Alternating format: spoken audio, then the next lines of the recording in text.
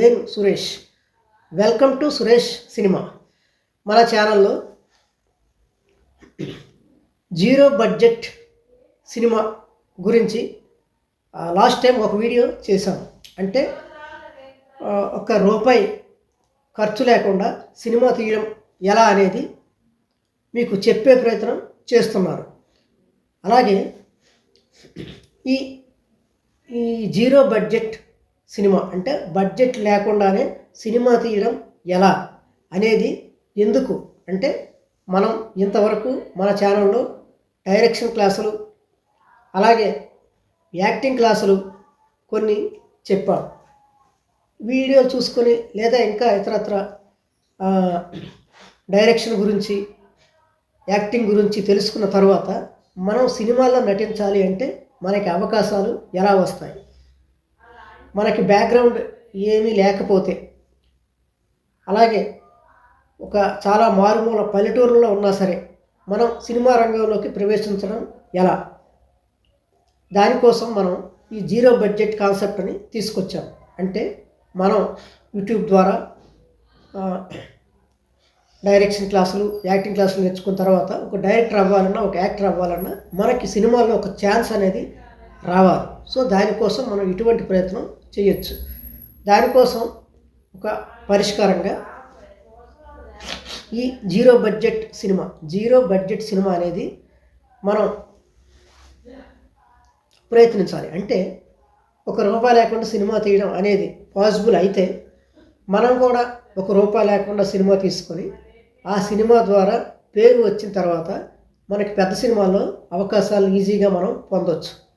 ఇదొక మార్గం అనుకుంటే దీనికోసం మనం ఈ బడ్జెట్ లేకుండా సినిమా తీయడం ఎలా అనేది మరికొంచెం వివరంగా ఈ వీడియోలో మీకు చెప్పే ప్రయత్నం చేస్తాను.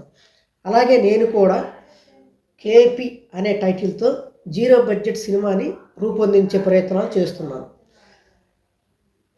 ఇది ఒక విధంగా నా కేపీ సినిమా ప్రమోషన్ వీడియోలాగా, అలాగే జీరో బడ్జెట్ సినిమా తీయడం అలా అనే విధానం మీకు తెలియచెప్పే విధంగా ఉండేలాగా, అంటే రెండు ప్రయోజనాలు ఉండేలాగా వీడియోని నేను రూపొందిస్తున్నాను. సో దీనికోసం జీరో బడ్జెట్ గురించి కొంచెం తెలుసుకునే ప్రయత్నం చేద్దాం. మనం ఏదైనా మారుమూల పల్లెటూరులో ఉన్నప్పటికీ యూట్యూబ్ ద్వారా మనం డైరెక్షన్ కోర్సు యాక్టింగ్ కోర్సు నేర్చుకోవచ్చు. అలాగే సినిమాని కూడా మనం సినిమా తీయడానికి కెమెరా ఉండాలి. కెమెరా అనేది ఇప్పుడు మనకి అందరి సెల్ ఫోన్లో లభిస్తుంది కాబట్టి మనకి కెమెరా అనేది అందరి దగ్గర ఉన్నట్టే. సో మన సెల్లో ఉన్న ఈ కెమెరాను ఉపయోగించుకొని సినిమా తీయడం అనేది ఎలాగో చూద్దాం. దీనికోసం మనం స్క్రిప్ట్ దశ నుంచే ఎలా ప్రిపేర్ అవ్వాలి జీరో బడ్జెట్ సినిమా కోసం అనేది కొంచెం తెలుసుకునే ప్రయత్నం చేద్దాం. నేను డైరెక్షన్ క్లాసులో చెప్పినట్టుగా మొదట స్క్రిప్ట్ లో బడ్జెట్కి ఎలా రాసుకోవాలి, హై బడ్జెట్ ఫిల్మ్కి ఎలా రాసుకోవాలి అనేది కొంచెం తెలుసుకునే ప్రయత్నం చేశాను. అలాగే ఇప్పుడు జీరో బడ్జెట్ కోసం స్క్రిప్ట్ రాసుకునేటప్పుడు మనం ఎటువంటి జాగ్రత్త తీసుకోవచ్చో ఈ వీడియోలో మీకు కొంచెం చెప్పే ప్రయత్నం చేస్తాం. జీరో బడ్జెట్ సినిమా అంటే మనం ఒక రూపాయి ఖర్చు లేకుండా సినిమా తీసే ప్రయత్నం చేస్తున్నాం కాబట్టి దానికి తగ్గట్టుగానే మన స్క్రిప్ట్ రాసుకోవాలి. ఉదాహరణకి మన సినిమా స్టోరీలో హీరో కొంతమందిని కాపాడే ప్రయత్నంలో వాళ్ళందరూ పెద్ద రైల్వే ట్రాక్ మీద ఉంటే హీరో హెలికాప్టర్ మీద వచ్చి వాళ్ళందరినీ విడిపించి మళ్ళీ హెలికాప్టర్లో వెళ్ళిపోవడం, ఇటువంటి సీన్ రాసుకుంటే మనకి చాలా బడ్జెట్ అయిపోద్ది. హెలికాప్టర్ని ఎక్కువ మంది ఆర్టిస్టులు అలాగే ట్రైన్స్ ఇవన్నీ బడ్జెట్తో కూడినవి. సో ఇలా కాకుండా హీరో వచ్చి తన ఫ్రెండ్స్ని కాపాడటం కోసం అక్కడే పడి ఉన్న ఒక పాత సైకిల్ చైన్ తెంపి దాంతో కొట్టాడు అని రాసుకుంటే మనకి ఖర్చు తగ్గుతుంది. సో సైకిల్ అనేది చాలా చీప్, అందులో తుప్పుపట్టిన చైన్ అనేది ఇంకా చీప్. ఇలా మనం కథని బడ్జెట్ని దృష్టిలో పెట్టుకొని రాసుకోవాలి. అంటే స్క్రిప్ట్ దశ నుంచే జీరో బడ్జెట్ని మనం ఫాలో అవ్వాలి. సో దీనికోసం మనం కథ గురించి రాసేటప్పుడే బాగా ఆలోచించి రాయాలి. అంటే మనం జీరో బడ్జెట్తో తీస్తున్నాం అని దృష్టిలో పెట్టుకొని కథని తయారు చేసుకోవాలి. సో దీనికోసం నేను ఆల్రెడీ కేపీ అనే సినిమా కోసం ఒక కథని జీరో బడ్జెట్కి అనుగుణంగా ఆల్రెడీ రాయడం జరిగింది. సో దీన్ని స్క్రిప్ట్గా అంటే డైలాగ్ వెర్షన్ అయ్యి రాసే ప్రాసెస్లో ఇంకా మన కేపీ సినిమా అనేది ఉంది. అలాగే ఈ వీడియోలతో పాటు నా కేపీ సినిమా అప్డేట్స్ కూడా మీకు అందించే ప్రయత్నం చేస్తాను.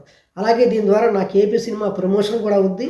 మీకు కూడా లో బడ్జెట్ సినిమాకి ఎటువంటి జాగ్రత్తలు తీసుకోవాలో ఒక అవగాహన కూడా వచ్చే అవకాశం ఉంటుంది.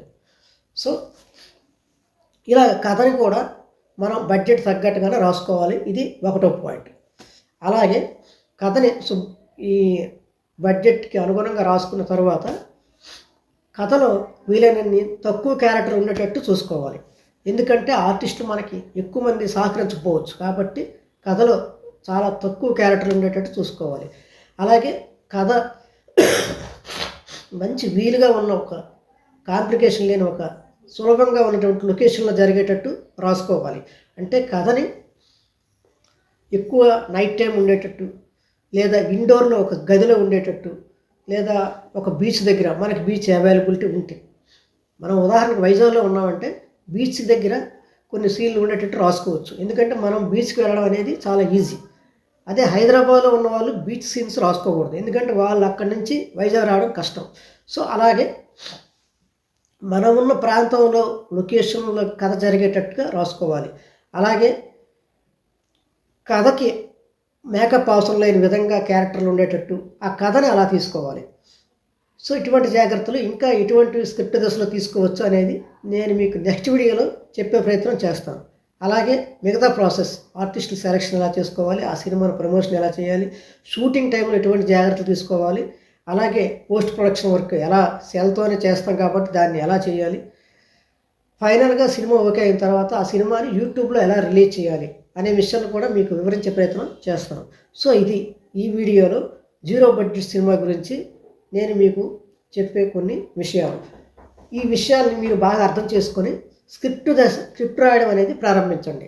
అలాగే ఇది స్క్రిప్ట్ రాసేటప్పుడు 10 మందిని పిలిచి 10 మంది సలహాలు తీసుకోకుండా మీకు మీరే ఒక స్క్రిప్ట్ని మంచిది రాసుకోండి. ఎందుకంటే హై బడ్జెట్ సినిమాలు అయితే రచయితలు, వాళ్ళ అభిప్రాయాలు, వాళ్ళ మీటింగులు అవి ఉండొచ్చు. కానీ ఇది అంత బడ్జెట్ లేదు కాబట్టి ఒక రైటింగ్ వచ్చేసరికి సింపుల్గా మనమే రాసుకుంటే బడ్జెట్ అనేది ఉండదు, అవసరం అనేది ఎక్కువగా ఉండదు.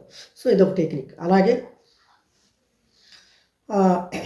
నా కేపీ అనే సినిమా నేను కూడా లో బడ్జెట్తో రూపాయి ఖర్చు లేకుండా తీసే ప్రయత్నం చేస్తున్నానని చెప్పాను కదా, దానికి ఇంతవరకు కథ రాయడం అనేది పూర్తయింది. ఇది నేను ఈ వీడియోలో నా కేపీ సినిమా గురించి ఇచ్చిన అప్డేట్. మిగతా అప్డేట్లు కూడా నెక్స్ట్ వీడియోలో, అలాగే జీరో బడ్జెట్ సినిమాకి సంబంధించిన కొన్ని టెక్నిక్స్ కూడా మీకు అందించే ప్రయత్నం చేస్తాను. ఈ వీడియో మీకు నచ్చితే ఎవరైతే కొత్తగా డైరెక్టర్లు అవ్వాలనుకుంటున్నారో లేదా సినిమాల్లో నటించాలి అనుకుంటున్నారో వారికి ఈ వీడియోని షేర్ చేసి, అలాగే నా ఛానల్ కూడా సపోర్ట్ చేస్తారని ఆశిస్తూ నెక్స్ట్ వీడియోలో కలుసుకునే ప్రయత్నం చేద్దాం.